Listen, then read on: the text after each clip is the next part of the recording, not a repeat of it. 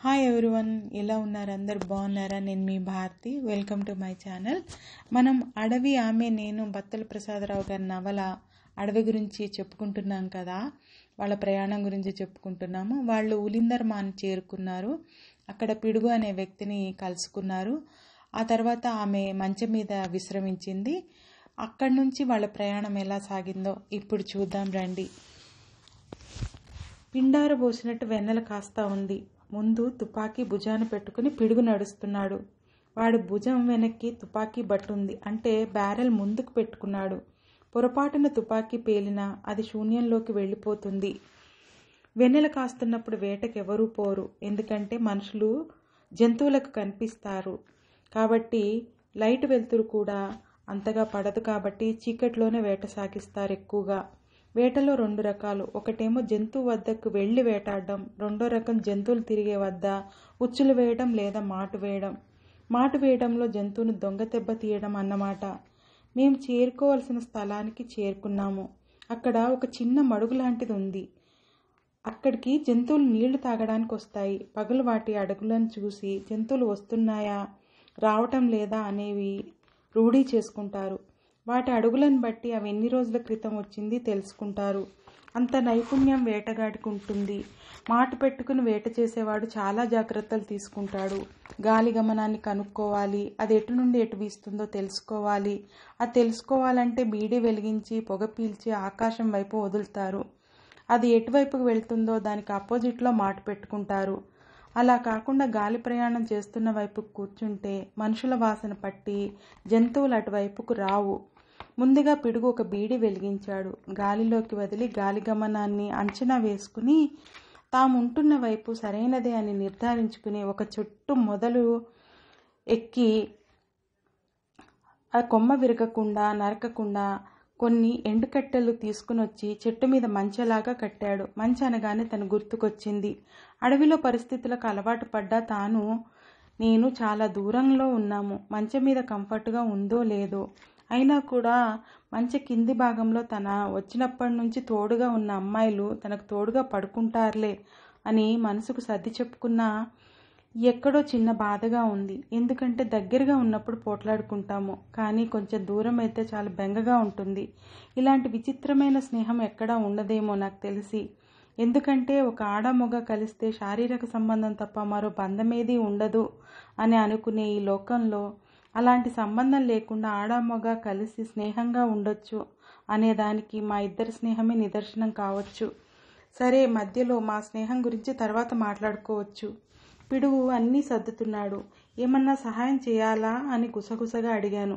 వద్దు, అట కూర్చో అన్నాడు. నేను కూర్చుని అతను చేస్తున్నదంతా చూస్తున్నాను. పిడుగు నిజంగా టార్జాన్ లాంటి వాడే. వర్షం వచ్చినా కూడా కురియకుండా ఉండేటట్టు చెట్టు మీద మాటు కూర్చోడానికి ఒక మంచెను చకచకా తయారు చేశాడు. మామూలుగా మోటు పెట్టుకోవడానికి ఇద్దరు వస్తారు, ఎందుకంటే రాత్రంతా ఒక్కడే మేల్కొని చూడలేదు కదా. అందుకని సగం రాత్రి వరకు మరో సగం రాత్రి ఒక్కొక్కరు మేల్కొని ఉంటుంటారు. వేటగాడు ముందు పడుకుని నిద్రపోతాడు. వీడు నిద్ర లేచే సమయానికి ముందే జంతువు కనిపిస్తే ఆ మేల్కొని ఉన్నవాడు వేటగాడిని మెల్లగా నిద్ర లేపుతాడు. అప్పుడు వేటగాడు జంతువు పొజిషన్ని బట్టి కొడతాడు. నన్ను చెట్టు ఎక్కమన్నాడు. నేను సులువుగా ఎక్కడానికి అనువుగా అన్ని ఏర్పాట్లు చేశాడు. నిచ్చెన లాంటి దాన్ని సహాయంతో నేను చెట్టు ఎక్కి మాటు కూర్చునే మంచెలో కూర్చున్నాను. వెనక వీపుకు ఆనుకునే దానికి కొమ్మ ఒకటి దొరికింది. దానికి ఆనుకుని కూర్చున్నాను. నా పక్కలో పిడుగు కూర్చునున్నాడు. తుపాకీ బ్యారెల్ చివరన ఉండే బుడిపెకు సున్నం పూశాడు. ఎందుకంటే దాని మీద నుండే గురి కలుపుతాడు కాబట్టి. ఊపిరి బిగబట్టుకొని అవసరం లేదు, కానీ శ్వాస మామూలుగానే తీసుకో. దగ్గు వస్తే మాత్రం గుడ్డ అడ్డం పెట్టుకుని దగ్గాలి, లేకపోతే ఆ శబ్దానికి జంతువులు పసిగట్టి రాకుండా పోతాయి. మాటలు కూడా లేదు, సైగలు మాత్రమే. నేను ఒక 2 గంటల పైగా నిద్రపోయాను. సడన్గా మెలకువ వస్తే చూస్తే పిడుగు నా వైపు చూసి ఆ నీళ్ల గుండం వైపు చూపాడు. నేను కళ్ళు నులుముకుని చూశాను. జింకలు ఒక మంద వచ్చి నీళ్లు తాగుతున్నాయి. భలే ఉంది ఆ దృశ్యం. అబ్బా, తను కూడా ఉండి ఉంటే చూసి ఎంజాయ్ చేసేది కదా అనుకున్నాను. వాటిలో కొన్నింటికి కొమ్ములున్నాయి, కొన్ని భలే అందంగా ఉన్నాయి. అన్నీ నీళ్లు తాగి తోకలు ఊపుకుంటూ వెళ్ళాయి. వాటిని పిడుగు కొట్టలేదు. దానికి కారణం ఉంది. అలా గుంపుగా ఉన్నప్పుడు కొడితే ఒకటి పడుతుంది, మిగతావన్నీ భయంతో తలో వైపుకు పారిపోతాయి. మనం తినేది ఒక్కదాన్నే కదా, అన్నింటినీ బెదరకొట్టడం తప్పు కదా అనేది అతని అభిప్రాయం. సరే, మరో 2 గంటల నిరీక్షణ తర్వాత ఒక ఒంటరిగాడు వచ్చింది. కొట్టమంటావా అన్నాడు. కొట్టు అన్నాను. తుపాకీని కుడివైపు ఆనించుకుని మిగతా భాగాన్ని గట్టిగా పట్టుకుని గురి చేసి నిదానంగా పొజిషన్ తీసుకున్నాడు. ఎందుకంటే తుపాకీలో ఉండేది ఒకే గుండు, మరో గుండు ఎక్కించడానికి ఒక అరగంట టైం పడుతుంది. అందుకని ఒకే దెబ్బ గుండెల మీద కొట్టినాడు. అప్పుడే నీళ్లు తాగి వెనుదిరుగుదామనుకుంటుంది. మనోడు కొట్టిన దెబ్బకు అల్లంత దూరాన విరుచుకు పడిపోయింది. పిడుగు చెట్టుపై నుంచి దూకి వెళ్ళి దాని గొంతు కోశాడు. ఈలోపు దగ్గరలోనే ముందుగానే వచ్చిన కొందరు యానాది పిల్లోళ్ళు 4 వచ్చారు. ఒక పొడవాటి కట్టెకి దాన్ని కట్టుకుని ఇద్దరు చెరొక వైపుకు పట్టుకుని ఉలిందర్మాను రేవు కిందకి తీసుకుని వచ్చి కొన్ని చెట్ల ఆకలి కింద పరిచి చకచక ఎవరి పని వాళ్ళు చేస్తున్నారు. ఒకడేమో మాస్టరు జంతు భాగాలను సునాయాసంగా వేరు చేసి ఆకుల మీద పడేస్తున్నాడు. ఒకడేమో మాంసం కోసి ఒక కుప్పగా వేస్తున్నాడు. ఇంకొకడు ఎముకలను నరుకుతున్నాడు. ఒకడేమో కడుపులో ఉండే ఆయాలను తీసి శుభ్రం చేస్తున్నాడు. ఒక అరగంటలో ఆ జంతు మాంసం కుప్పలుగా మారిపోయి ఎవరికి ఎంత కావాలో అంతా పంచేసుకోవడం, అక్కడ ఒక మరక గానీ లేకుండా తుడిచేసి కడిగేయడం జరిగింది. అర్ధరాత్రి 3 గంటలకు అంతా జరిగింది. నేను వెళ్ళి నా వాహనంలో పడుకున్నాను. పొద్దున్నే వస్తానని చెప్పి పిడుగు వెళ్ళిపోయాడు. నాకు నిద్ర ఎప్పుడో ఎగిరిపోయింది. నా వాహనంలో కూర్చుని నా ప్యాకెట్ ఫ్లాస్క్ ఓపెన్ చేసి అందులో ఉన్న ఓల్డ్ అడ్మిరల్ సిప్ను చేస్తున్నాను. తను లేదుగా వాహనంలో, అందుకే స్వేచ్ఛగా సిగరెట్ కూడా వెలిగించాను. కాసేపటి తర్వాత ఎక్కడో చిన్నగా సౌండ్ వస్తుంటే మెల్లగా నా డ్రైవింగ్ సీట్లో నుంచి బయటికి చూడడానికి ప్రయత్నం చేశాను. అప్పటికే చంద్రుడు వెళ్ళిపోయాడు. కొండల్లోకి మెల్లగా కళ్ళు చిట్లించుకుని చూశాను. ఒక గుంపు రేసు కుక్కలు వచ్చాయి. ఇక్కడ మాంసం కోసారుగా ఆ వాసన పసిగట్టి వచ్చాయి. వాటికి ఏమీ దొరకలేదు. పొట్టలో నుండి పడేసిన కొన్ని వ్యర్థాలను ఎలా దొరికించుకున్నాయో అన్నీ ఒకదాని నోటి నుంచి ఒకటి పంచుకుంటున్నాయి. రేసు కుక్కలు చాలా తెలివైనవి. వాటి వేట కూడా చాలా తెలివిగా ఉంటుంది. అవన్నీ ఒక సమూహంగా ఉంటాయి. ఒకవేళ పులి ఏదైనా జంతువుని వేటాడి తింటుందనుకో, ఇవి వెళ్ళి పులిని అదిలించి అవి ఆహారాన్ని లాగేసుకునే రకాలన్నమాట. నేను అప్పటికే ఆన్లో ఉన్నాను కాబట్టి నాకేమీ భయం వేయలేదు. ఆ ఉలిందర్మాన్ చెట్టు కింద అవి చాలాసేపు ఆడుకున్నాయి. మాటలు రాకపోయినా సంజ్ఞల ద్వారా అవి ఒకదానికొకటి కమ్యూనికేషన్ చేసుకోగలవు. వాటికి కూడా సరస సల్లాపాలు, గిల్లి కజ్జాలు తెలుసు. ఇవి కూడా కుక్క జాతికి చెందినవే. అయితే కుక్కలు మచ్చికపడి మనుషులతో సహజీవనం చేస్తున్నాయి. ఈ రేసు కుక్కలు మాత్రం వాటి పూర్వీకుల్లాగే వేట సాగించి బతుకుతున్నాయి. ఒక ఆడకుక్క మగ కుక్క సృష్టి కార్యానికి ఉపక్రమిస్తే మిగిలిన కుక్కలు ఏమీ అనవు. మనిషి అలా కాదు. కుక్కకున్న పరిణతి కూడా మనుషులకు లేదని ఒక్కోసారి వాటిని చూస్తేనే అర్థమవుతుంది. సరే, అవి చాలాసేపు ఆడుకున్నాయి. అక్కడే ఉంటే మనుషులకే కాకుండా జంతువులకు కూడా ఉలిందర్మాన్ చెట్టు ఇష్టమని తేలింది. అంటే రోజు ఏదో ఒక జంతువుల సమూహం వస్తుందేమో అనుకుంటూ అలా నిద్రలకు జారుకున్నాను. బళ్ళున తెల్లారేసరికి మెలకు వచ్చింది. ఆడోళ్ళు కాలువలో నీళ్లు ముంచుకొని పోతా ఉండారు. నేను లేచేసరికి పిడుగు స్నానం గీనం చేసుకొని విల్లు అంబు పట్టుకుని వచ్చినాడు. వాడు వచ్చేసరికి అమ్మగారు కూడా లేచి స్నానపానాదులు చేసుకుని వచ్చినట్టుంది. మరో పూల డిజైన్లు ఉండే డ్రెస్ వేసుకుని వస్తుంటే అడవిలో పూచిన కొత్త పువ్వులాగా కనిపించింది. ఆమె వస్తుంటేనే పిడుగు వాహనం వెనక డోర్ తీసి రెడీమేడ్ కిచెన్ దించాడు. వచ్చి రాగానే రాత్రి బాగా ఎంజాయ్ చేసినట్టున్నారు అడవిలో అంది. ఎంజాయ్ చేయడానికేగా వచ్చింది అన్నాను. ఆహా, ఎంజాయ్ అంటే నేను లేనని చెప్పి ఒక పెట్టె సిగరెట్లు కాల్చినట్టున్నావే అంది. అదేం లేదు అని అంటుంటే అక్కడే చూడు ఎన్ని ఉన్నాయో అని చెప్పేసి అనింది. నేను గబగబా వాటిని కాళ్లతో పక్కకు తోసేశాను. చూసినాక కాదు ఆ పని చేయాల్సింది, చూడకముందే చేసి ఉంటే అక్షంతలు పడుండేవి కాదుగా అంది. అది సరే గాని రాత్రి ఇక్కడ ఒక దృశ్యాన్ని చూశానని చెప్పాను. బాగానే మాట మారుస్తావు అంది. అది కాదు, దీని గురించి తర్వాత మాట్లాడదు కానీ నేను చెప్పేది విను. రాత్రి నేను 3 గంటలకు వచ్చి పడుకున్నాను. రేసు కుక్కలు ఒక మంద వచ్చి ఇక్కడ కూర్చుని చాలాసేపు ఆడుకుని సేదతీరిపోయాయి. అప్పుడు నువ్వు ఉంటే బాగుండు అనుకున్నాను. అంతేకాదు, జింకల గురించి చెప్తే ఈరోజు వెళదామా అని అంది. ఆడవాళ్ళు అర్ధరాత్రి అడవిలో తిరగరు అన్నాను. ఏం మగాళ్ళు తిరగొచ్చా? మీకేమైనా కొమ్ములున్నాయా అంది. అలా కాదు, క్రూర మృగాలు ఉంటాయిగా, మీరు మాలా ఉరకలేరుగా అన్నాను. మొత్తానికి నేను సిగరెట్లు తాగడం అనే అంశాన్ని దాటవేసి ఆమె ఇచ్చిన కమ్మని కాఫీ తాగి పిడుగుతో అడవిలోకి వెళ్ళడానికి ప్రయాణమయ్యాను. నువ్వు ఈ ఉలిందర్మాన్ చెట్టు కిందనే ఉండు అని చెప్పాను. త్వరగా వస్తావుగా అంది. మధ్యాహ్నానికల్లా వస్తాను అన్నాను. నేను పిడుగుతో కలిసి అడవిలోకి బయలుదేరాను. మేం కాలినడకన మాత్రమే పోవాలి. ఎందుకంటే అది చిన్న తోవ, మనుషులు ఒకరి వెనుక ఒకరు నడుచుకుంటూ వెళ్లే దారి. అది ఎత్తైన కొండ మీదకి వెళ్ళింది. అక్కడి నుంచి కిందకి దిగడం ప్రారంభించాము. పిడుగు నాతో మాట్లాడుతూనే అడవి అంతా తేరిపారా చూస్తున్నాడు. ఆ ప్రాంతంలో బిక్కికాయ చెట్లు ఎక్కువగా ఉంటాయని చెప్పాడు. అవి బిక్కికాయలు కాసే సీజన్. ఆ కాయల కోసం ఎలుగుబంట్లు వస్తాయని, వస్తే ఒంటరిగా ఉంటే మీదికి దాడి చేస్తాయని అతను చెప్తున్నాడు. అందుకే కాస్త బిగ్గరగా కూడా మాట్లాడుతున్నాడు. అప్పుడప్పుడు గట్టిగా అరుస్తున్నాడు కూడా. ఈ ప్రాంతం దాటి ఇంకాస్త దట్టమైన అడవిలోకి వెళ్ళాము. మేం వెళ్తున్నది కనపడుతుందేమోనన్న ఆశ. దానికోసం పిడుగు వెతుకుతున్నాడు. కొద్ది దూరం వెళ్ళేసరికి దట్టమైన ఎదురు చెట్లు గుంపులుగా ఉన్నాయి. ఆ ఎగురు గుంపుల ఎత్తు సుమారుగా 50 అడుగుల వరకు ఉంటుంది. అయితే ఆ పొదలు ఎక్కి వెతకడం అంటే సామాన్యమైన పని కాదు. కానీ మేము వెతుకుతున్నది అటువంటి ప్రదేశంలోనే ఉంటుందని పిడుగు ఖచ్చితంగా చెప్తున్నాడు. ఒక వెదురు గుమ్మి చూపించి, ఇక్కడైతే ఉంటుందని మనసు చెప్తోంది, ఉండండి చూసి వస్తాను అని ఆ పొద దగ్గరికి వెళ్తుంటే నేను వారించాను. వద్దు, అంత పైకి ఎలా పోతావు అని. నేను పోయి చూసి వస్తాను అని చెప్పి ఒక చెట్టు దగ్గరికి వెళ్ళి దాన్ని తాట తీసి దాన్ని ఒక తాడులాగా పేనాడు. ఆ తాడు దాదాపు 20 అడుగుల పొడవు ఉంటుంది. ఎంతో అవలీలగా పేనాడు. దాన్ని తీసుకుని వెదురుగుమ్మి దగ్గరికి వెళ్ళి ఒక వెదురుని పట్టుకుని దాన్ని పాకుతూ పైకి సగం వరకు వెళ్ళి దాన్ని వంచి దాంతోపాటు గాలిలోకి దూకాడు. అంతలావు వెదురు పిడుగు బలానికి లొంగిపోయి కిందకి వేలాడింది. నేలకు తగలగానే ఆ వెదురు చివరకు ఈ తాడు కట్టి దాన్ని నడుముకు కట్టుకుని తన కత్తి ఇచ్చి, నేను ఈల వేసినప్పుడు ఈ ఎదురుకు ఉన్న ఘాటు పెట్టండి, నేను కిందకు దిగుతాను అని మెల్లగా వెదురుగుమ్మి మీదకి ఎగిరాడు.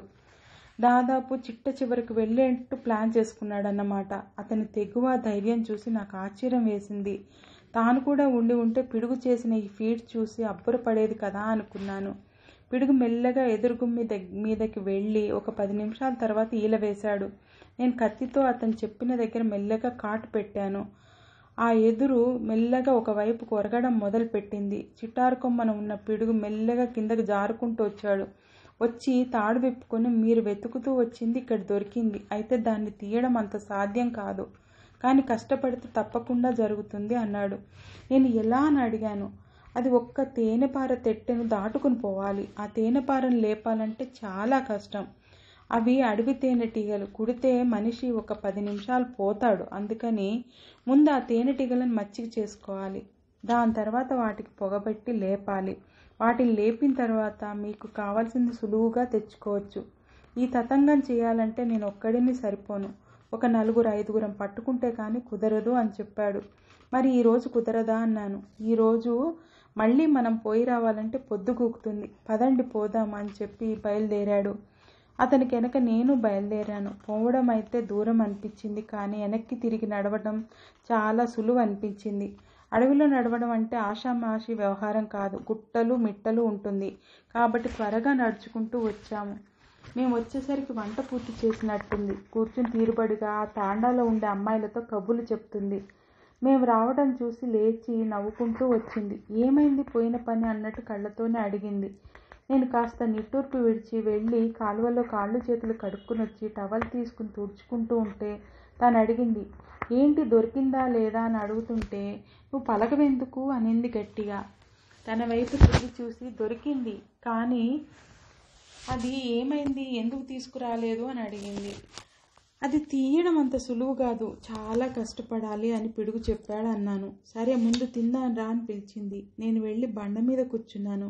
పిడుగు కూడా వచ్చి పక్కన కూర్చున్నాడు. ముగ్గురం కూర్చుని తింటూ అక్కడ కనిపించింది మాకు కావలసిన దాని గురించి చర్చించుకున్నాము.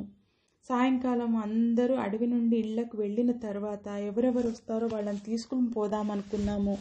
భోజనాలు అయ్యాక పిడుగు నేను గూడెంలోకి నడుచుకుంటూ వెళ్ళాము. నేను పిడుగు అడవిలో ఉండే మరో చోటుకు వెళ్ళాము. అక్కడ తేనె తుట్టె తీయడానికి కావాల్సిన జాగ్రత్తలు ఎలా తీసుకోవాలనే విషయాన్ని చర్చించడానికి ఆ గూడెంలో ఉండే పెద్దాయన దగ్గరికి వెళ్ళాము. ఆయన చాలా జాగ్రత్తలు చెప్పారు. కారడుల్లో ఉండే తేనెటీగలు ఏ ఋతువులో ఎలా ఉంటాయి అనే విషయాన్ని చెప్తూ ఎంతమంది ఈ ప్రయత్నంలో మరణించింది, ఎలా మరణించింది చెప్పాడు. ఎందుకు ఆ తేనె తుట్టెను తీయాలనుకుంటున్నారు అని అడిగాడు. ఎందుకంటే అని మేము నసుగుతూ ఉంటే ఆయనే చెప్పాడు. దాని వెనక ఉండే రహస్యాన్ని ఆయన చెప్పాడు. మీరు నగరం నుంచి అదే పనిగా వచ్చారంటేనే నాకు తెలిసిపోయింది ఎందుకు వచ్చారో. అప్పుడెప్పుడో నేను పిడుగు వయసులో ఉండగా మీలాగే ఒక జంట వచ్చింది. వాళ్ళకి నేనే స్వయంగా తీసిచ్చాను. అయితే దాని తర్వాత దానికోసం వచ్చిన వాళ్ళు 2-3 చలి జ్వరం వచ్చి చనిపోయారు. కొందరు మా వాళ్లే తేనె తుట్టెను తీయబోయి ప్రాణాలు కోల్పోయారు. దానికోసం ఎవరూ రావడం లేదు. వచ్చినా మాకు తెలియదని చెప్తున్నాము. అయితే మీరు అదే పనిగా వచ్చారు కదా అని మేము దాని ఆచూకీ కనుక్కోవాలని ప్రయత్నించాము. మీతో వచ్చిన దొరసాని చాలా మంచిది. మా గూడెం వాళ్లతో కలిసిపోయింది. మా ఆడపిల్లోళ్ళకి చదువు నేర్పే ప్రయత్నం చేసింది. ఆడోళ్ళు ఎలాంటి శుభ్రతలు పాటించాలో చెప్పింది. అవన్నీ మాకు బాగా నచ్చాయి. ఎలాగైనా మీకు కోరింది వెతికి ఇవ్వాలనుకున్నాము. అడవికి 4 వైపులా 4 గుంపులు వెళ్ళాయి. దాన్ని వెతకడానికి దొరికాయి. కానీ అవన్నింటిలో మీరు చూసి వచ్చిందే తీయడానికి కాస్త సులువుగా ఉంటుంది అనుకుని దాన్ని మీకు చూపించాము అన్నాడు. నాకు వాళ్ళ ప్రేమాభిమానాలకు మాటలు రాలేదు. మేము ఇలా మాట్లాడుకుంటూ ఉండగానే అక్కడున్న ఆడవాళ్లతో పాటు తాను వచ్చింది. ఓహో, ఇక్కడున్నావా అని వచ్చి నా పక్కన కూర్చుంది. ఈ పెద్ద ఆయన నేను చెప్పబోతుంటే నాకు నీకంటే ముందే చెప్పాడులే, అంతా నాకు తెలుసు, నువ్వు ఇప్పుడు తెలుసుకున్నావు అని అంది విజయ గర్వంతో. పెద్దాయన కోడలు అనుకుంటా చక్కటి మజ్జిగ ముద్దలో తీసుకుని వచ్చి ఇచ్చింది. అవి తాగుతుండగానే ఒక్కొక్కరు అక్కడికి రావడం మొదలుపెట్టారు. దాదాపు ఒక 50 మంది దాకా యువకులు, మధ్య వయస్కులు వచ్చారక్కడికి. అందరిది అదే చర్చ. ఆ తేనె తుట్టెను ఎలా తొలగించి దాని వెనకున్న రహస్యాన్ని ఎలా తీసుకొని రావాలి, దానికి కావలసిన నిష్టలేమిటి అనే దాని గురించి చర్చించారు. ఏ వయసు వారు అందులో పాల్గొనాలో చర్చించారు. వాళ్లలో వాళ్ళు మాట్లాడుకుని కొంతమందిని ఎన్నుకున్నారు. ఎవరు ఏ పని చేయాలో నిర్ణయించుకున్నారు. పనిని విభజించుకుని కోఆర్డినేట్ చేసుకున్నారు. వాళ్ళని గైడ్ చేయడానికి 4 పెద్దలను ఎన్నుకున్నారు. అలాగే అక్కడికి వెళ్ళి దాన్ని తీసుకువచ్చే పని మాత్రం పిడుగుకే వదిలేశారు. ఆ రాత్రంతా పిడుగు దాదాపు 4-5 గంటలు దేవుని పూజలో ఉండాలి, కొన్ని నియమ నిబంధనలు పాటించాలి అనే నిర్ణయం తీసుకున్నారు. ఆ పనిలో పాల్గొనే వాళ్ళు కూడా అందరూ 1 గంట వారి దేవతను పూజించి నైవేద్యాలు పెట్టుకోవాలని నిర్ణయం తీసుకున్నారు. దానికి కావాల్సిన కొరముట్లన్నీ సిద్ధం చేసుకునే పనిలో పడ్డారు. రేపు తెల్లవారుగానే అక్కడికి వెళ్ళాలి. సూర్యుడు ముదరక ముందే ఆ పని చేసేయాలి. లేదంటే సూర్యుడు పెరిగే కొద్దీ తేనెటీగల కోపం పెరుగుతుంది. అందువల్ల చల్లటి సమయంలోనే ఆ పని కానించేయాలి అని అనుకున్నారు. అక్కడికి అందరూ వెళతాను, తానంత దూరం రాలేదు కదా అని యోచిస్తుంటే ఆమె కూడా అక్కడికి రావాలి, ఆ ఏర్పాట్లు మేము చేసుకున్నాము అని వాళ్ళు చెప్పారు. అయితే ఎలా అని అడిగితే అదంతా మీకెందుకు అని చెప్పేసి అన్నారు. సరే అని అందరికీ వీడ్కోలు చెప్పి మేము 2 మా వాహనం దిగి నడవడం మొదలు పెట్టాము. నిన్ను ఇక్కడనే వదిలేసి వెళ్తే బాగుంటుంది అనిపిస్తుంది అన్నాను. అప్పుడే కుళ్ళు మొదలైందా అనుకుంటూనే ఉన్నాను, నువ్వు ఇలా అక్కసు పడతావనని మూతి 3 వంకర్లు తిప్పింది. కుళ్ళటం ఏముంది, ఉన్నమాటేగా అన్నాను. సర్లే నీ మూతి అంది. అలా అనడం తాను మొదటిసారి. ఓహో, వీళ్ళ భాష కూడా వంట పట్టిందే అని అన్నాను. అవును, బాగా అని అనింది. ఇలా మాట్లాడుకుంటూనే మా వాహనం వద్దకి చేరుకున్నాము. ఆమె నేను మా వాహనం దగ్గరికి చేరుకున్నాము. తాను కిచెన్ సెటప్లోకి వెళ్ళి కాఫీ పెడుతుంటే నేను ఉలిందర్మాన్ చెట్టు కింద మా వాహనానికి దగ్గరలో ఉండే చిన్న బండరాయి మీద కూర్చున్నాను. తాను కాఫీ తీసుకుని ఇచ్చి తాను కూడా మరో బండ మీద కూర్చుంది. రేపు ఎలా ఉంటుందని టెన్షన్గా ఉంది. మనం దేని గురించి వచ్చామో అది దొరకబోతుంది. అన్నిటికంటే ఈ అడవిలో ఇలా సాహస ప్రయాణం చేయడం, అస్సలు నాగరికత లేకుండా జీవిస్తున్న వాళ్ళని చూడడం, వాళ్లతో కలిసి జీవించడం, ఇవన్నీ చాలా థ్రిల్లింగ్గా ఉంది. అసలు నాకైతే ఇక్కడే ఉండిపోదామని ఉంది. భవబంధాలు ఏమీ లేకుండా ఉంటే ఇక్కడే ఉండిపోయేదాన్ని అని కాస్త ఎమోషనల్ అయింది. అంతగా నచ్చితే ఏముంది, మళ్ళీ అప్పుడప్పుడు వచ్చి వెళ్దాం, దాందేముంది, ఎలాగూ మన వాహనం మనకుందిగా అన్నాను. అవును, మళ్ళీ ప్లాన్ చేసుకోవాలి. అయితే రేపు మన పని విజయవంతం అవుతుందని నమ్మకం ఉంది. వాళ్ళ మాటలు చూస్తుంటే చాలా పెద్ద ఆపరేషనే అది. చాలా ఎత్తులో ఉంది. అక్కడికి చేరుకోవాలంటే చాలా కష్టంతో కూడుకున్న పని. ఈ గూడెం వాళ్ళు లేకపోతే మనతో అయ్యే పనేనా అని అంది. అవును నిజమే. వాళ్ళు కాఫీలు తాగడం పూర్తయిన తర్వాత ఈరోజు ఏం తిందాము అని అడిగింది. తాను నన్ను అలా అడగడం తొలిసారి. ఎందుకు అడిగావు? నువ్వు ఏది చేస్తే అది తింటాను కదా అని అన్నాను. అడగడం తప్పైంది నిన్ను అంది. ఏది చేస్తే అది తింటాను అని అన్నాను. సరే అని తాను వంట పనిలోకి వెళ్ళింది. ఇంతలో పిడుగు అక్కడికి వచ్చాడు. వచ్చి రాగానే మంచి జీవం పడింది. విప్పపూల సరుకుంది మరి అన్నాడు.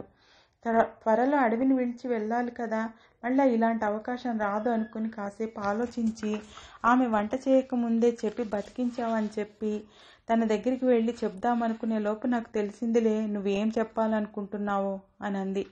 అమ్మయ్య, విన్నావా? బతికించావు. లేకుంటే నిన్ను ఎలా ఒప్పించాలా అని అనుకున్నాను. నాకు ఆ అవకాశం కలగకుండా విన్నావు అన్నాను. ఉద్ధరించావులే అన్నట్టు చూసింది. సరే మరి బయలుదేరు అంది. నేను బయలుదేరుతానులే, నీ సెక్యూరిటీ టీమును రమ్మని చెప్తానులే అని చెప్పాను. సరే అవన్నీ నేను చూసుకుంటానులే అంది. కాసేపు ఆ మాటలు ఈ మాటలు మాట్లాడుకుంటూ ఉండగానే ఆమెతో పాటు ఉండడానికి 4 అమ్మాయిలు వచ్చారు. ఈ లోపల చంద్రుడు కూడా వచ్చాడు. పున్నమికి ముందు రోజు కావటంతో వెన్నెల లాంతర్ల వెలుగులు విరజిమ్ముతోంది. గుబురుగా ఉన్న ఉలిందరమాన్ కింద వెన్నెల తుంపర్లుగా పడుతుంది. వెళ్తున్నానని చెప్పి బయలుదేరాను. పిడుగు నేను ఎత్తైన గుట్ట మీదకి వెళ్ళాము. అక్కడ ఇంకా 3 యువకులు ఉన్నారు. అక్కడే పొయ్యి పెట్టి వండుతున్నారు. దాని పక్కనే విప్పపూల సారా కూడా ఉడుకుతోంది. వేడివేడి సారాయి వాసన, యాటకూరకు వాసన గుమగుమలాడుతున్నాయి. ఆ గూడెంలో తాగాలనుకున్న వాళ్ళు ఇండ్ల కాడ తాగరు. తాగాలనుకున్న వాళ్ళంతా ఇలా ఒక గుట్ట మీద కూర్చుని తాగుతారు. ఆ ప్రాంతాన్ని సారాయి గుట్టగా పిలుస్తారు. నేను వెళ్ళి అక్కడ చాప పరిచుంటే దాని మీద కూర్చున్నాను. నాకు కాస్త దూరంలో క్యాంప్ ఫైర్ లాగా ఒక పెద్ద మంట వేశారు. అప్పుడే కాసిన పచ్చి సారాయిలో తగినన్ని నీళ్లు కడుపుకుంటున్నాడు సారాయి కాచిన నిపుణుడు. సారాయిలో ఎంత మోతాదులో నీళ్లు కలపాలో వాళ్ళకేం తెలుసు. ఒక కుండ పెంకులో పొగలు కక్కే కూరాకు వేసుకుని వచ్చాడు. అన్నీ ప్రకృతి సహజంగా దొరికే వాటితో రాళ్ల మీద నూరిన పొడులు మసాలాలు వేసి చేసిన కూర కాబట్టి వాసన అదిరిపోతోంది. ఇంతలోపల ముంతలో సారాయి తీసుకుని వచ్చారు. తలా ఒక లోటా ఇచ్చి ఆ లోటాలో నిండుగా సారాయి పోశారు. వాళ్ళు ఒకేసారి గటగటా తాగేశారు. మనకు అలా ఒకేసారి తాగడం అలవాట్లేదు కాబట్టి కొంచెంగా మెల్లమెల్లగా డైల్యూట్ చేసుకుని తాగుతూ ఆ కూరాకులో చేయి పెట్టి మంచి ఎంక మాంసం తగులుకుని ఉన్న దాన్ని తీసుకొని నోట్లో పెట్టుకుంటే కరిగిపోయింది. అబ్బా, రుచి ఎక్కడా రాదు. అడవికి వచ్చిన తర్వాత అంత మంచి రుచికరమైన తిండి అప్పుడప్పుడు తింటున్నా కూడా ఇప్పుడు తిన్నది అన్నిటిలోకి హైలైట్ అన్నమాట. ఒక గ్లాస్ తాగడానికి 1 గంట పట్టింది. బాగా ముక్కలు తిన్న తర్వాత 2 జొన్న రొట్టెలు తిన్నాను. అదైన తర్వాత అక్కడే పడుకుందాం అనుకున్నాను. కానీ తను ఒంటరిగా ఉంటుందని నేను బయలుదేరి వాహనం వద్దకు బయలుదేరాము. మేము మా వాహనం వద్దకు వచ్చేసరికి అక్కడ విరగగాస్తున్న వెన్నెల్లో గూడెంలో ఉండే అమ్మాయిలు ఆటలాడుకుంటున్నారు. నాతో పాటు వచ్చిన పిడుగు వాళ్ల సావాసగాళ్లు కూడా ఆడటానికి సిద్ధపడ్డారు. ఒకడు ఉరకతా పోయి పలకడప్పు తెచ్చినాడు. కొందరు పిల్లోళ్ళు కర్ర తిప్పడంలో తమ నైపుణ్యాన్ని కనపరుస్తున్నారు. పలక సౌండ్కి నా కడుపులో విప్పపూల మూలం. నన్ను కూడా వాళ్ళ దగ్గరికి వెళ్ళి వాళ్లతో పాటు నేను కర్రసాం విన్యాసాలు ప్రారంభించాను. ఈ ఆటలను ఒక బండరాయి మీద కూర్చొని తాను గమనిస్తుంది. సరే, చూస్తే చూడని అనుకున్నాను. ఆమె ఆడపిల్లలాడే తొక్కుడు బిళ్ళ ఆటను చూసి ఆనందిస్తుంది. ఆటలాడే ఆటవిక ఆడపిల్లలు ఎనర్జీని చూస్తే విస్తుపోతుంది. 1 గంటలో అడవి మధ్యలో విరగగాస్తున్న వెన్నెలను ఆస్వాదిస్తూ అలసిపోయే వరకు ఆటలాడి ఎవరి గూళ్ళకి వాళ్ళు బయలుదేరారు. నేను నా వాహనం వద్దకు వచ్చాను. తాను కూడా వచ్చింది. వాహనంలో కూర్చుంటూ తాను అబ్బో, కర్రసాము కూడా వచ్చని ఇప్పుడే తెలిసింది, ఎప్పుడూ చెప్పనే లేదు అంది. ఆమె మామూలుగానే మెచ్చుకోలు కంది. నేను ఏదో అంతా మీ అభిమానం అన్నాను. తాను పక్కపక్క నవ్వింది. నా డ్రైవింగ్ క్యాబిన్లో నేను కూర్చున్నాను. ఆమె తన బెడ్రూమ్లోకి వెళ్ళింది. మేము వచ్చేటప్పటికి కాస్త చలి మొదలైంది. నాకు చలి పెడుతోంది, నేను కప్పుకుని పడుకుంటానంది. నాలో ఉండే మరో మనిషి, ఏంటో ఈ ఆడోళ్ళు వేడిగా ఉన్నప్పుడు చలి పెడుతుందని కప్పుకుంటారు, చలిగా ఉన్నప్పుడు వేడిగా ఉంది ఫ్యాన్ కావాలని అంటారు, ఏంటో అర్థం గారు అని నాలో నేనే అనుకుంటూ పైకే అనేశాను. చాలే, డోస్ ఎక్కువైనట్టుంది, పడుకో, ఇంకా ఉదయాన్నే మనం వెళ్ళాలి తెలుసుగా అంది. సరే పడుకుంటాను, గుడ్ నైట్ అని చెప్పి అడవిని ఒక్కసారి తేరిపారా చూస్తున్నాను. రోజు కనిపించే అడవే నాకు కాస్త కొత్తగా కనిపించింది. నిద్ర రావట్లేదు. డోర్ తీసి దిగి నా వాహనానికి కాస్త దూరంగా వెళ్ళి సిగరెట్ వెలిగించాను. సిగరెట్ పొగ గుండెల్లోకి పీల్చి బయటకు వదిలి కాస్త ఒళ్ళు విరుచుకున్నాను. సిగరెట్ తాగుతూ అడవిని తేరిపారా చూస్తున్నాను. నిర్మానుష్యంగా ఉంది. ఆకు అల్లాడటం లేదు. తేరిపారా చూస్తున్నాను. ఒక పక్క నుంచి ఎండుటాకు మీద కాలు పెడితే వచ్చే చప్పుడు దగ్గరగా వస్తుంది. ఆ చప్పుడు వస్తున్న వైపు చూస్తున్నాను. ఒక జింకల గుంపు నడుచుకుంటూ ఎక్కడికో వెళ్తున్నాయి. ఒక 50 వరకు జింకలు మెల్లగా అడుగు వేసుకుంటూ పోతున్నాయి. జింకల అదెప్పుడు బెదురు చూపులే. ఏ వైపు నుంచి ఏ ప్రమాదం ముంచుకొస్తుందో అని భయపడుతూ నడుస్తుంటాయి. వాటికి ఉన్న భయం వల్లనేమో అవి గుంపులుగా ఉంటాయి. వాటిని చూడగానే అడుగు వేసుకుంటూ నా వాహనం దగ్గరికి వెళ్ళి తనను మెల్లగా బయటికి రమ్మని పిలిచాను. ఆమె మెల్లిగా వచ్చింది. ఇద్దరం నడుచుకుంటూ వెళ్ళాము. నేను ఇంతకుముందు నిలబడ్డ చోటుకు అప్పటికి అవి ఉలిందర్మాన్ రేవు దగ్గర ఉండే గుండం దగ్గరికి వచ్చి ఆగి ఒకదాని వెనక ఒకటి వెళ్ళి నీళ్లు తాగొస్తున్నాయి. ఆ దృశ్యం అత్యద్భుతంగా ఉంది. తాను భలే ఆనందపడింది. నాకు కృతజ్ఞతలు చెప్తున్నట్టుగా నా కుడి భుజం మీద ఆమె ఎడమ చేయి వేసి గట్టిగా పట్టుకుంది. నాకు అర్థమైంది ఆ స్పర్శలో ఆమె స్నేహపూర్వకమైన ఆనందం. అలా అని ఒకదాని తర్వాత ఒకటి అవి నీళ్లు తాగుతున్నాయి. వాటిలో పెద్ద జింకలు ముందుగా తాగిన తర్వాత వాటి వెంట ఉన్న పిల్ల జింకలు తాగుతున్నాయి. అంటే జింకలు ముందుగా తాము తాగి ఏ ప్రమాదం అటువైపు నుంచి లేవు అనుకున్నప్పుడు పిల్ల జింకలు తాగడానికి పంపుతాయి. అంతవరకు అవి అక్కడే నిలబడి ఉంటాయి అనే విషయం అర్థమైంది. అవన్నీ తాగిన తర్వాత అన్నీ ఒకేసారి గుంపుగా కదిలాయి. తల్లికాళ్ల మధ్యలో పిల్ల జింకలు వెళ్తున్నాయి. అవి అలా కనుమరుగై వెళ్లేంత వరకు అలాగే చూస్తుండిపోయాము. దాని తర్వాత ఇద్దరం వాహనం దగ్గరికి బయలుదేరి వెళ్ళి తన క్యాబిన్కి వెళ్తూ తను థ్యాంక్స్ అని ఒక అద్భుతాన్ని చూపించావు అని అంది. అబ్బా భలే మెచ్చుకుందే అని నాకు ఆనందం వేసింది. ఆమె ప్లేస్లో నేను, నా క్యాబిన్లో నేను ఇద్దరం పడుకున్నాము. పడుకున్న కాసేపటికి నిద్ర పట్టేసింది. ఉదయాన్నే లేచి అందరం అడవికి వెళ్ళాము. మేము వెళ్ళిన దానికంటే చాలా దగ్గర అనిపించింది. చకచకా కొద్దిసేపటికే వెళ్ళాము. చకచక పనులు జరుగుతున్నాయి. ఎవరి పనులు వాళ్ళు చేస్తున్నాను. నేను కూడా నాకు తోచింది చేస్తున్నాను. పిడుగు వెనకాలే నేను కూడా వెళ్ళాను. పిడుగుతో పాటు వెదురు భూమికి మీదకి చేరుకున్నాను. అక్కడ 2 తేనె తుట్టెలే కాదు 4-5 ఉన్నాయి. ఇప్పుడు ఎలా మనం ఒకటే ఉందనుకున్నాము, ఇన్ని ఉన్నాయి అని చూస్తే మరో పక్క మరో 4 ఉన్నాయి. అబ్బా, ఒక తేనె తుట్టెనైతే తీయగలం కానీ ఇన్ని ఒకేసారి ఎలా తీయాలి? ఒక్క రోజులో ఇది అయ్యే పనేనా? ఎలా చేయాలి అని ఆలోచిస్తున్నాము. అక్కడికి వచ్చిన గూడెం పెద్దలు ఎలాగైనా ఛేదించాల్సిందే. అయితే మిమ్మల్ని దాన్ని తీసుకొని పోనీయము అని అన్నారు. ఆ ఎదురుగుమ్మి మీద నుండి నాకు పట్టు తప్పుతోంది. అదే విషయాన్ని పిడుగు చెప్తే మీరు అలాగే ఉండండి అని అక్కడి నుంచి నా చేయి పట్టుకొని తీసుకొని వెళ్ళాడు మరో వెదురు పొదలోకి. అక్కడ చూద్దును కదా, ఆ పొదను ఆనుకుని ఒక రేగి చెట్టు ఉంది. దాన్ని ఆనుకుని ఆ వెదురులతో చేసిన చిన్నపాటి ఇల్లు ఉంది. అంత పైన ఇటుకలు మరి టెక్నాలజీ కానీ చెక్కలు కానీ ఉపయోగించకుండా అంత వెదురుతోనే కట్టారు. అక్కడ దాక్కుంటే ఈ ప్రపంచానికి కనిపించే అవకాశం లేదు. అది శత్రు దుర్భేద్యంగా ఉంది. ఒక మంచం, 2-3 కుర్చీలు అన్నీ వెదురువే. చిన్న కిచెన్ సెటప్ కూడా పెట్టుకుంటే అత్యద్భుతంగా ఉందనిపించింది. నేను అక్కడ మంచం మీద పడుకుని ఉంటాను, మీరు కానివ్వండి అని చెప్పి వెళ్ళి పడుకున్నాను. కాసేపటికి తను కూడా అక్కడికి వచ్చింది. నాకు నిద్ర పట్టలేదు. అటు ఇటు దొర్లి అటు చూస్తుంటే తను కుర్చీలో కూర్చుని ఉంది. అరే, నువ్వు ఇక్కడికి ఎప్పుడు ఎలా వచ్చావు అని అన్నాను.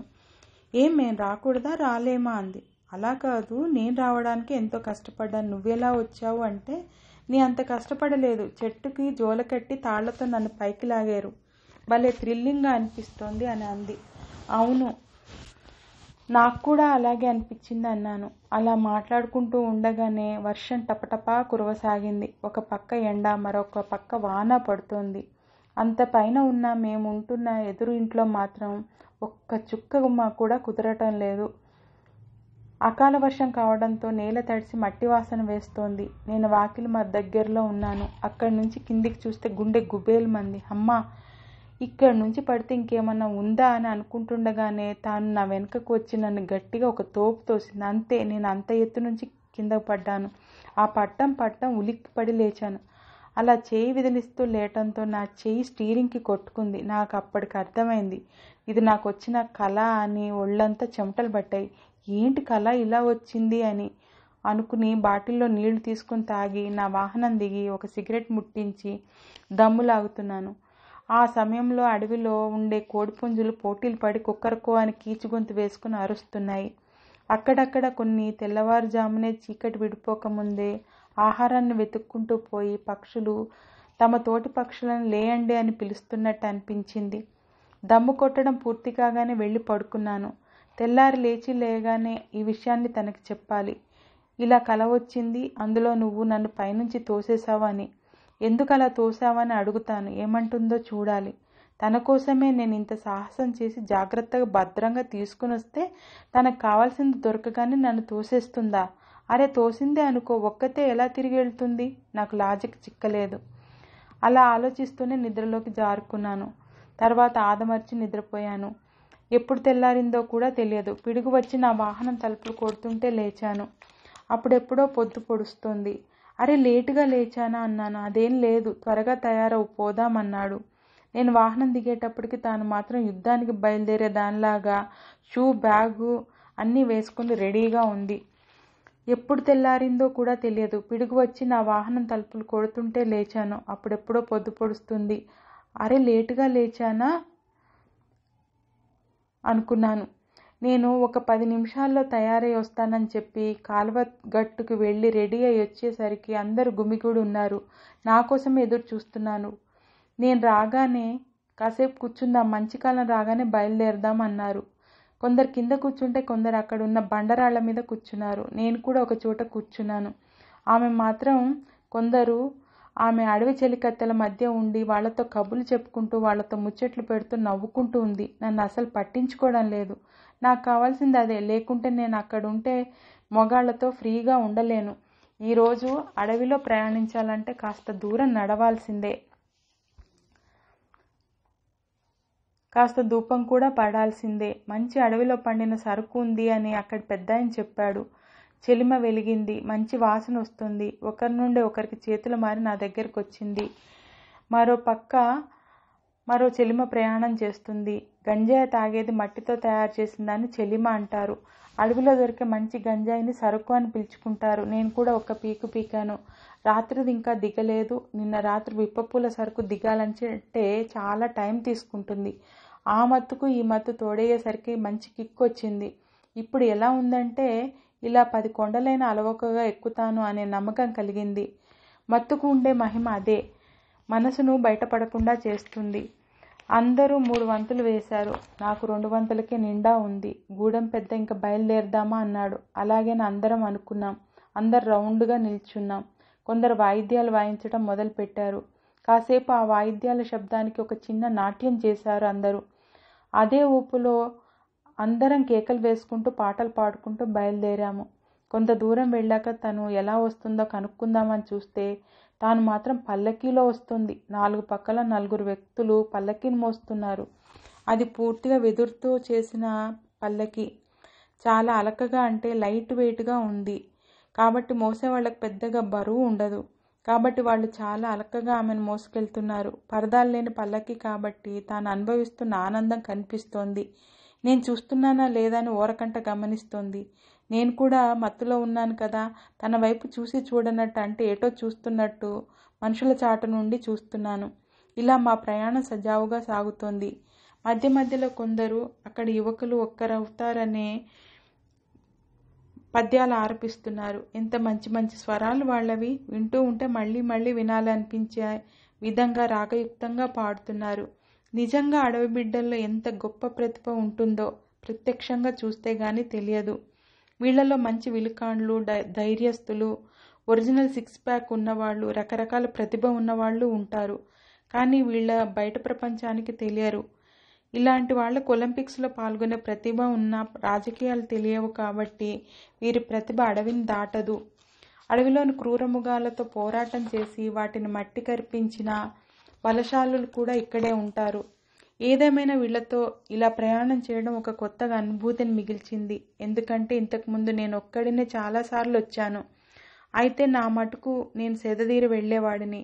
ఇలా ఒక పని కోసం ఇప్పుడు తనతో కలిసి రావడం, ఇంకొద్ది గంటల్లో తాను ఎన్నో ఏండ్లుగా ఎదురు చూస్తున్న ఆ వస్తువు చేతికి చిక్కబోవడం ఎగ్జైటింగ్గా ఉంది. 1 గంట గడిచిన తర్వాత ఒక బావి దగ్గరికి అందరం సేద తీరాము. తన పల్లకి దిగా అటు ఇటు పర్చారులు చేస్తుంది. నేను చెట్టు చాటుకు వెళ్ళి ఒక సిగరెట్ కాల్చుకొచ్చాను. ఈలోపు కొందరు అక్కడ దిగుడు బావిలోకి వెళ్ళి నీళ్లు తీసుకుని వచ్చి తెచ్చిన కడువతోనే నీళ్లు అందరికీ పోస్తున్నారు. నేను కూడా దోశలు పట్టి కడుపు నిండా ఆ నీళ్లు తాగాను. ఎంత రుచిగా, ఎంత చల్లగా ఉన్నాయో. అవి ప్రకృతి సిద్ధమైన చల్లదనం కలిగిన నీళ్లు.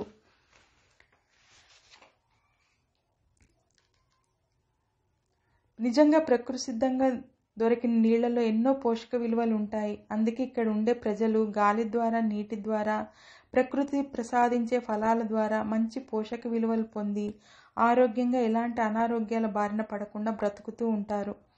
అడవిలో జీవితం ఒక అద్భుతం. అందరం నీళ్లు తాగి కాసేపు అక్కడే సేదదీరాము. మాతో పాటు ఉన్న కొందరు పెద్దలు మళ్ళీ సెలిమ అంటించి బంగాకు మరో పీకు పీకారు. అదైన తర్వాత అందరం ప్రయాణానికి సిద్ధమయ్యాము. ఆమె వెళ్ళి పల్లకిలో కూర్చుంది. ఈ ప్రయాణంలో తనతో మాట్లాడే అవసరమే రాలేదు నాకు. నేను నిషాలో ఉన్నాను కాబట్టి మాట్లాడడానికి సాహసం చేయలేదు. మా ప్రయాణం కొంత దూరం సాగుతోంది. కాసేపు కనిపించిన సూర్యుడు కనుమరుగయ్యాడు. సూర్యుడి తాలూకు వెలుగు మాత్రం కొండల మీద నుంచి ప్రసరిస్తోంది. కొంచెం దూరం వెళ్ళిన తర్వాత అందరూ ఆగిపోయారు. ఏమైందా అని చూస్తే అందరూ తమ చేతుల్లో ఉండే బరిసెలు సిద్ధం చేసుకుంటున్నారు. ఏదో ప్రమాదం సంభవించబోతోంది అనిపించింది. బరిసెలు చేత పట్టుకుని కొందరు అందరినీ అలర్ట్ చేశారు. మా వెనుక వస్తున్న పల్లకి పక్కనున్న ఆడవాళ్లకు రక్షణగా కొందరు యువకులు వచ్చి నిలబడ్డారు. అప్పుడు మొదలైంది అసలు కథ. నేను మెల్లిగా వెళ్ళి ముందు తొంగి తొంగి చూస్తున్న వాళ్ల మధ్య నిలబడ్డాను. ఎదురుగా మా దావకు అడ్డంగా 2 పులులు కూర్చునున్నాయి. అవి మా వంక చూస్తున్నాయి. మాతో పాటు వచ్చిన గుంపులో కొందరు వాళ్ల వెంట తెచ్చుకున్న వాయిద్యాలను మెల్లగా మెడకు తగిలించుకుంటున్నారు. అందరిలో భయం అయితే కనిపించలేదు కానీ ఏదో ఒక సరదా జరగబోతున్నట్టు అనిపించింది. అది నాకు ముందు అర్థం కాలేదు. కాసేపు ఆగిన తర్వాత కొందరు బరిసెలు సరి చేసుకుని పొజిషన్ తీసుకున్నారు. మరికొందరు తమ వాయిద్యాలతో సిద్ధంగా ఉన్నారు. ఉన్నట్టుండి గుంపులో ఒక వ్యక్తి పెద్దగా ఈల వేశాడు. ఆ ఈల వేయటం ఆలస్యం. ఆ వాయిద్యాలు పట్టుకున్న వారు ఒక్కసారిగా బిగ్గరగా అరుస్తూ వాయిద్యాలను గట్టిగా వాయించడం మొదలుపెట్టారు. ఆ హోరుకు బిత్తరపోయిన 2 పులులు పరుగు లంకించుకున్నాయి. వాటి వెనక వాద్యకారులు ఇంకా గట్టిగా తమ వాయిద్యాలను వాయించుకుంటూ పరుగు లంకించుకున్నారు. దాంతో ఆ పులులు కనిపించకుండా పారిపోయాయి. వాటిని తరిమేశాము అనే సంతోషంతో అందరూ చిందులు వేసుకుంటూ కొంత దూరం ముందుకు ఉరికారు. దాదాపు ఒక 10 నిమిషాల పాటు వాళ్ళ ఆనందాన్ని పొందారు. దాని తర్వాత అందరూ కబుర్లు చెప్పుకుంటూ ముందుకు సాగిపోయారు. వారి కబుర్లలో గతంలో అడవిలో ఒంటరిగా వెళ్ళినప్పుడు ఇలా పులులు, ఒంటరిగాళ్ళు, ఎలుగుబండ్లు కనిపించినప్పుడు తాము ఎలా సాహసించింది, కొందరు ఎలా భయపడి పారిపోయి వచ్చింది, ఇలా గొప్పలుగాను వ్యంగ్యాస్త్రాలతోనూ మా ప్రయాణం సాగుతోంది. అలా ఒక అరగంట గడిచేసరికి యాలపొద్దు అయినట్టు అయింది. అందరూ ఒక పెద్ద చెట్టును చూసుకున్నారు. అక్కడ కొందరు, ఇక్కడ కొందరు కూర్చున్నారు. ఆడోళ్ళంతా ఒక ముఠాగా కూర్చున్నారు. కాసేపటికి వాళ్ల వెంట తెచ్చిన కొన్ని వంట పాత్రలను, వంట సామాగ్రిని బయటికి తీశారు. కొందరు కత్తులు తీసుకుని పొదల్లోకి వెళ్ళారు. అక్కడ పెద్ద పెద్ద వెదురు చెట్లు, గుమ్ములు ఉన్నాయి. కొందరు వంట చేయడానికి పొయ్యిలు వేయడానికి పెద్ద పెద్ద గుండ్రాళ్ళు తీసుకుని వచ్చారు. వంట చేయడానికి అన్ని రాళ్ళు ఏ రాయి అయితే పనికి వస్తుందో వాళ్ళకు బాగా తెలుసు. దాంతో వాళ్ళు ఎంత వేడి తగిలినా పగలకుండా ఉండే జాతి రాళ్లను తీసుకుని వచ్చారు. కొందరు అడవిలో నుంచి కింద ఎండిపోయి ఉన్న పడిన చెట్టును తీసుకుని వచ్చారు. ఆడోళ్ళు కొందరు వీళ్ళకి సాయం చేయడానికి వచ్చారు. అడవిలో దొరికితే కొన్ని దుంపలను తీసుకుని వచ్చి దగ్గరలో ఉన్న ఒక కుంటలో నీళ్లు తీసుకుని వచ్చి దుంపలను శుభ్రంగా కడగటం ప్రారంభించారు. ఇవన్నీ చేస్తుంటే తాను ఎప్పుడు వచ్చిందో అక్కడికి వచ్చింది. వాళ్ళు చేసేవన్నీ చూస్తోంది. తాను కూర్చోడానికి 4 వెదుర్లతో అప్పుడప్పుడు ఒక కుర్చీ లాంటి దాన్ని తయారు చేసి వేశారు. ఆమె వచ్చిన విషయాన్ని కాసేపటికి నేను గమనించాను. ఆమె నా వైపు చూసింది. నేను చూసి ముఖంలో ఒక బలవంతపు నవ్వు నవ్వాను. తాను కూడా నవ్వింది. ఆ నవ్వులో ఎలాంటి వెటకారం లేదు. దాంతో హమ్మయ్య అనుకున్నాను. కాసేపు ఆగాక నేనే పలకరించాను. ఎలా ఉంది పల్లకి ప్రయాణం అంది. నా ప్రయాణమేమో గాని తమరి ప్రయాణం మాత్రం యమ జోరుగా ఉన్నట్టుంది అంది. అదేం లేదు, ఏదో అలా రోమ్లో ఉన్నప్పుడు రోమల్లాగా ఉండాలన్న సామెత గుర్తు వచ్చి అమలు చేశాను అన్నాను. సరేలే, ఎవరి ఆనందం వాళ్ళదే అంది. ఇంతలో దట్టమైన అడవిలోకి వెళ్ళిన కొందరు వెదురు ఒడ్లు తీసుకుని వచ్చారు. సాధారణంగా వెదురు బియ్యం కొన్ని ఏండ్లకు ఒకసారి కాస్తాయట. ఒక్కో చెట్టు కాయడానికి ఎన్నో ఏండ్లు పడుతుందని అక్కడి వారు బియ్యం గురించి చెప్పారు. ఎదురు వడ్లను ఒక గోనె సంచిలో వేసి వాటిని ఒక వెడల్పాటి బండ మీద పెట్టి దాని మీద మరో గోనె సంచి కప్పి 2-3 గుండ్రాళ్ళు తీసుకుని వచ్చి వాటిని నెరమడం మొదలుపెట్టారు. ఒకసారి నెరిమిన తర్వాత వడ్లలో నుంచి బయటపడ్డ బియ్యాన్ని వేరు చేసి పగలని వడ్ల పని పట్టారు. అలా ఒక 10 నిమిషాల తర్వాత బియ్యాన్ని మరో గొట్టంలో పోసి అందులో ఉన్న పొట్టును శుభ్రం చేశారు. అలా తయారు చేసిన బియ్యాన్ని పొయ్యి దగ్గరికి తీసుకుని వెళ్ళి పొయ్యి మీద కుండలో మరుగుతున్న నీళ్లలో పోసి దాని మీద ఒక తేలికపాటి శుద్ధరాయి మూతలాగా పెట్టారు. మరొక పొయ్యి మీద ఆడాళ్ళు దుంపల కూరను చాలా చాకచక్యంగా వాళ్ళు వెంట తెచ్చుకున్న దినుసులు వేసి వండుతున్నారు. అవి ఏమి దుంపలో తెలియదు కానీ ఆ వాసనకు ఆకలి మాత్రం నకనకలాడడం ప్రారంభమైంది. ఇంతలో మరో కొందరు ఆడోళ్ళు ఒక సదరమైన బండరాయి మీద ఎండుమిరపకాయలు, చింతపండు, ఉప్పు, ఉల్లిగడ్డ వేసి గుండ్రాయి తీసుకుని చాలా చాకచక్యంగా కారం నూరుతున్నారు. కాసేపటికి అన్నము, దుంపల కూర, ఒట్టిమిరపకాయల ఎర్రకారం సిద్ధమయ్యాయి. కొందరు టేకాకులను తీసుకుని వస్తే కొందరు మాడపాకులను తీసుకుని వచ్చారు. వరుసగా కూర్చొని తినడానికి సిద్ధమయ్యారు. మేమిద్దరం ఒక చోట కూర్చున్నాము. మాకు మాడపాకులతో అప్పుడప్పుడు కుట్టిన విస్తర్లు మాకు పరిచారు. మేము అతిథులం కదా, మాకు ముందుగా వడ్డించారు. నేను కాస్త ఎర్రకారం కాస్త ఎక్కువగానే వేయించుకున్నాను. తాను మాత్రం దుంపల కూర మాత్రమే వేయించుకుంది. ఆ అడవిలో ఆ ఎర్రకారం వెదురు బియ్యం అన్నం తింటా ఉంటే స్వర్గం ఎక్కడో లేదనిపించింది. దుంపల కూర రుచి, ఎర్రకారం రుచి దేనికది దానిదే. కొందరు వెంట సద్దిమూట తెచ్చుకున్న వాళ్ళు వాళ్ళ కూరలు, అన్నాలు పంచుకొని తిన్నారు. నేను ఊరుకుంటానా, వాళ్లతో కూడా జత కూడాను. అందరూ దాదాపుగా ఎండు మాంసంతో తెచ్చిన కూరలే తెచ్చుకున్నారు. ఒక వాటు ఎర్రకారం, మరో వాటు దుంపల కూర, మరో వాటు ఒట్టి మాంసం కూర వేసుకుని తిని చేతులు కడుక్కుని అందరం లేచాము. లేచిన తర్వాత ఆ గూడెం పెద్ద ఒక నల్లటి పదార్థం ఇచ్చాడు. మా ఇద్దరికి ఇదేంటి అని అడిగితే, ఇది జీర్ణానికి పనిచేస్తుంది. మీకు ఈ అడవి తిండి కొత్త కదా, దీన్ని ఎంత మోతాదులో ఎలా తినాలో చూపించాడు. మేమిద్దరం దాన్ని తిన్నాము. కాసేపటికి మళ్ళీ మా ప్రయాణం మొదలైంది. తిని లేచిన తర్వాత ఆ గూడెం పెద్ద ఒక నల్లటి పదార్థం ఇచ్చాడు. మా ఇద్దరికి ఇదేంటి అని అడిగితే, ఇది జీర్ణానికి పరిచేస్తుంది అని అన్నాడు కదా. అది తిన్న తర్వాత మా ఇద్దరికి కాస్త శాంతించింది. మేమిద్దరం దాన్ని తిన్నాము. కానీ మళ్ళీ మా ప్రయాణం మొదలైంది. తిన్న తర్వాత కొందరు నడుస్తూనే బీడీలు కాలుస్తున్నారు. ఆ బీడీలలోనూ అదే వాడతారు కాబట్టి అదే వాసన వస్తుంది. కొద్ది దూరం వెళ్ళాక మా వెనక వస్తున్న ఆడగుంపు వారి మధ్యలో పల్లకిలో వస్తున్నారు. నేను కాసేపు నిల్చున్నాను. పల్లకి దగ్గరికి వచ్చింది. తాను నా వైపు చూస్తుంది. నేను ఏదైనా వ్యంగ్యంగా మాట్లాడుతానేమో అని నేను మాత్రం అలా ఏమీ అనలేదు. తాను నడవలేదు. తాను ఈ 2-3 రోజుల్లోనే ఆటవికుల ప్రేమను ఎంతగా సంపాదించుకుందో, ఈ పల్లకిలో తనని మోసుకుంటూ రావడమే దానికి తార్కాణం. ఎలా ఉంది ప్రయాణం అన్నాను. నీ వెహికల్ కంటే బాగానే ఉందిలే అంది. ఓరి, నేను ఏదో మర్యాద కడిగితే నాకే టెక్కు చూపించింది. సరేలే, నువ్వు పల్లకిలో ఉన్నావు, ఇప్పుడు నిన్ను మాట్లాడిస్తే పున్నమికి ముందు తేనె తుట్టని కదిపినట్టు అవుతుంది అన్నాను. అబ్బో, అప్పుడే అడవి భాష బాగా వంట పట్టింది. అన్ని అడవి సామెతలు వస్తున్నాయి అంది. సరేలే, అక్కడికి చేరుకున్నాక మాట్లాడదాము అని చెప్పి నేను వడివడిగా నడుచుకుంటూ మగాళ్ల గుంపులోకి వెళ్ళాను. గూడెం పెద్ద ఇంకెన్ని కోసులు అని అడుగుతున్నారు. ఒక 10 నిమిషాల ప్రయాణం అని చెప్పాడు పిడుగు. మేము చేరవలసిన తావు చేరే వరకు, అప్పటి వరకు నవ్వులు కేరింతలతో తమాషాలాడుకుంటూ నడుచుకుంటూ వెళ్తున్న వాళ్ళందరూ సీరియస్గా అవుతున్నారు. అంటే పని మొదలు పెట్టడానికి వార్నింగ్ లాంటిదన్నమాట అది. ఇంకొంచెం దూరం వెళితే ఇక చేరుకుంటాము అనుకున్న సమయంలో చెట్లు లేకుండా కాస్త ఇసుక దిమ్మలున్న ప్రాంతంలో విడుదలాగా అక్కడ అందరూ కూడారు. తాము చేరబోయేది ఒక సాహసం అని అందరికీ తెలుసు. అలాంటి సాహసాలు అడవి బిడ్డలకు షరా మామూలే. ఎందుకంటే జీవితంలో ప్రతిరోజు ఏదో ఒక సాహసం చేయవలసిందే కాబట్టి వారి జీవితాలలో సాహసాలు అతి మామూలు విషయాలు అనే విషయం వారి దినచర్యను చూస్తేనే అర్థమవుతుంది. ఇది ప్రత్యేకించి చెప్పనవసరం లేదు. అలా అందరూ తమ సామాన్లు కిందకు దించుకున్నారు. ఎవరి తావులో వాళ్ళు వాటిని అమర్చుకున్నారు. మరోపక్క పల్లకీని పక్కన పెట్టి కాస్త ఎత్తైన ప్రదేశంలో ఆమెను కూర్చోమని చెప్పి కొందరు మగాళ్ళు, కొందరు ఆడాళ్ళు కలిసి అక్కడే ఉన్న చిన్న చిన్న ఎదురుగుములను నరికి సైజుల వారీగా పేరుస్తున్నారు. వారు అలా చేసేది తాము చేస్తున్న ప్రయత్నం కోసమేమో అనుకున్నాను. అయితే అరగంట తర్వాత తెలిసింది అది అమ్మగారు విడిది చేయడానికి వేసిన కుటీరం అని. నిజం, అడవి మనుషులు ఒక రకంగా చెప్పాలంటే శిల్పులు. ఎంత చాకచక్యంగా, పర్ణశాలలాగా ఆమె ఉండడానికి యోగ్యంగా భూమికి ఒక 5 అడుగుల ఎత్తులో దాన్ని నిర్మించారు, అన్ని సదుపాయాలతో. అక్కడికి దగ్గరలో పారుతున్న ఒక చిన్న వాగు నుండి వెదురు బొంగులను పైపుగా వేసి అక్కడికి నీళ్లు పారేలా ఏర్పాటు చేశారు మరికొందరు. ఆ కుటీరం దగ్గరకు నీళ్లు వచ్చి మళ్ళీ ఆ నీళ్లు వాగు పార్కంలోకి వెళ్ళిపోతాయి. అలా వెళ్లే విధంగా వారు వెదురు బొంగు పైపులను అమర్చారు.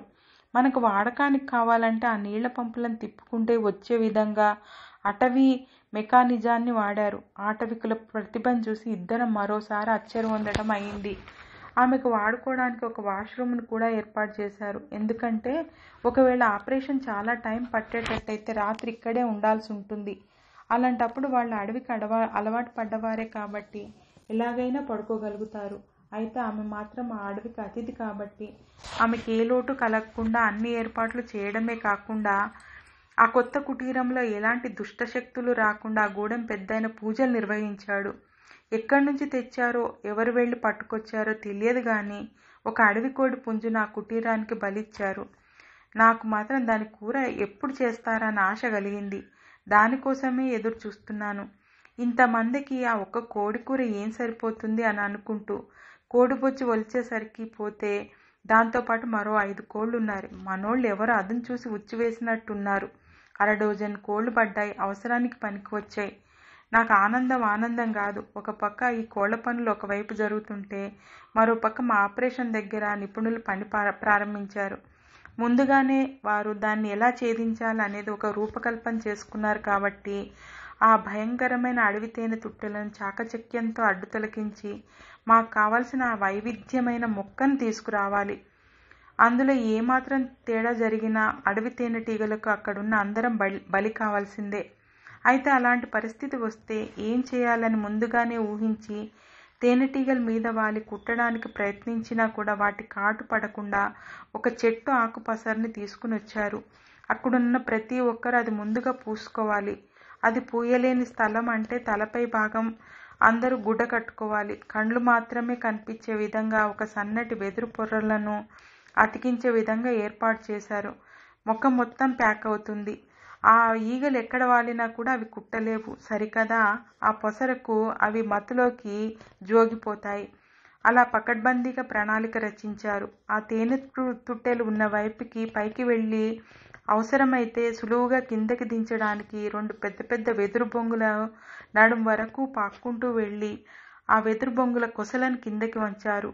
వాటి కొసలకు రాళ్లు కట్టి రాళ్లకు కొన్ని తెగని పొడవాటి వైర్లను కట్టి వాటిని పైకి పంపించి మళ్ళీ కిందకి లాగి వాటి సామర్థ్యాన్ని పరీక్షిస్తున్నారు.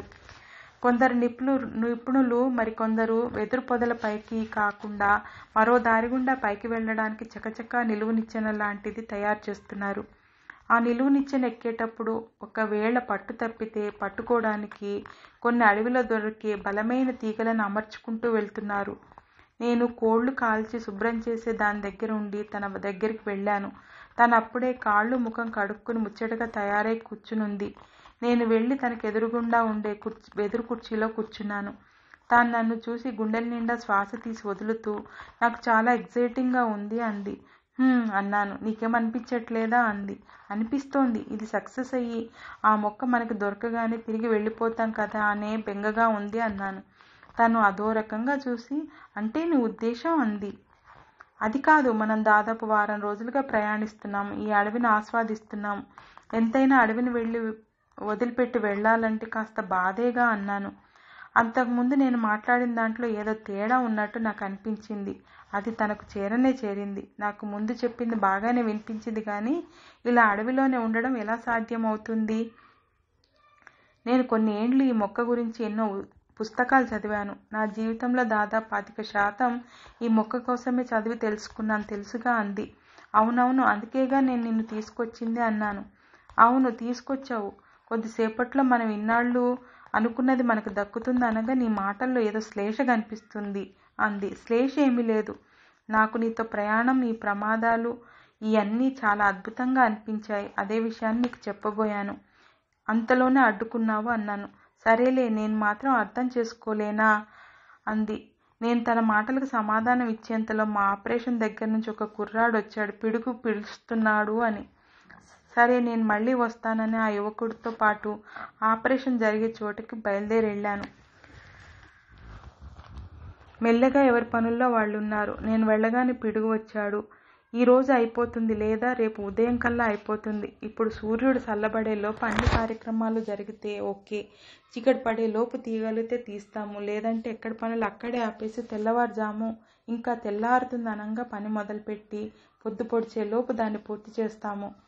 అది తీసుకున్న వెంటనే మీరు అడవి వదిలి వెళ్లాల్సి ఉంటుంది. కాబట్టి రేపు ఉదయమే దాన్ని పూర్తి చేద్దామని గూడెం పెద్ద అంటున్నారా అని చెప్పాడు. సరే, మరి మీకు ఎలా చెప్తే అలా అని చెప్పి అన్నాను. ఇంతలో గూడెం పెద్ద వచ్చి, పిడుగుతో మనకు అసలు విషయం చెప్పావా అన్నాడు. చెప్పాను అని చెప్పాడు. అది కాదు, రేపు అమ్మగారిని తెల్లారకుండానే స్నానం చేసి సిద్ధంగా ఉండమని చెప్పు. మేము దాన్ని ముట్టుకోకుండా మాడపాకుల బుట్టలో తీసుకుని వచ్చి ఆమె చేతుల్లో పెడతాము. దాన్ని ఉలిందరమాను రేవుదాకా అమ్మగారి చేతుల్లోనే ఉంచి ఊరేగిస్తాము. అక్కడి నుంచి బయలుదేరి ఎలబారండి అని చెప్పినాడు. నేను సరే అని దానికి అతని దగ్గరగా వెళ్ళాను. తను తన అడవి స్నేహితులతో కబుర్లు చెప్తూ కూర్చుంది. నేను ఆమె ఉంటున్న నివాసం వద్దకు వెళ్ళి నిల్చున్నాను. నేను రావడం చూసి తాను వచ్చింది. ఏంటని అడిగింది. నేను విషయం చెప్పాను. ఆ మొక్క నువ్వే అందుకోవాలట అని ఉదయాన్నే స్నానం చేసి సిద్ధంగా ఉండాలని చెప్పారా అని చెప్పాను. సరే, నేను సిద్ధంగా ఉంటాను అని చెప్పింది. సరే, మరి ఆ పనుల్లో ఉండు అన్నాను. అది చెప్పేసి బయలుదేరి ఆపరేషన్ దగ్గరికి వెళ్ళాము.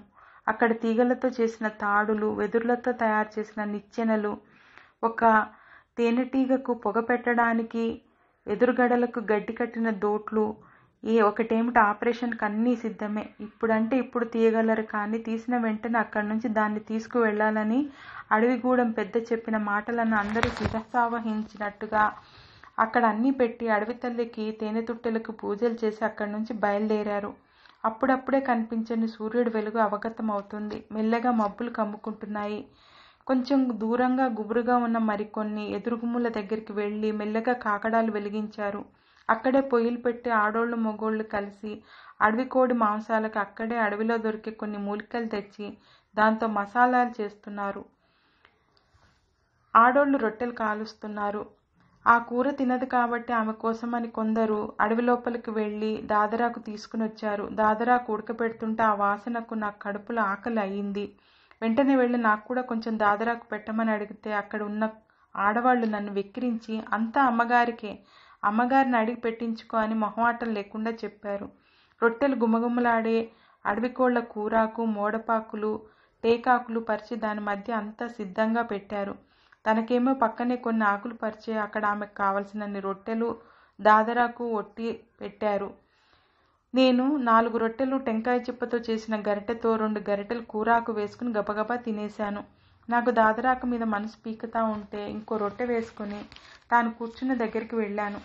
తాను దాదరాకు తొలిసారిగా తింటోందనే విషయం నాకు అర్థమైంది. ఆమె దాన్ని ఎంజాయ్ చేస్తూ ఉంది. నేను వెళ్ళి రొట్టె మాత్రమే వేసుకున్న ఆకు చూపించాను. తాను మాడపాకును కాస్త మడిచి దాంట్లో నాకు కావలసినంత దాదరాకు వేసింది. రొట్టె 2 భాగాలు చేసి రొట్టె మధ్యలో దాదరాకు వేసుకుని దాన్ని రౌండ్గా చుట్టి ఆ రొట్టెని కొంచెం కొంచెం కొరుక్కుని తింటా ఉంటే ఆమెతో పాటు ఉన్న తన చిలకత్తెలు నాకు అక్కుత్తి చూసి పకపకా నవ్వారు. నేను ఇదేమీ పట్టించుకోకుండా తిని అక్కడే ఎదురు పంపు దగ్గరికి వెళ్ళి కడుపు నిండా నీళ్లు తాగాను.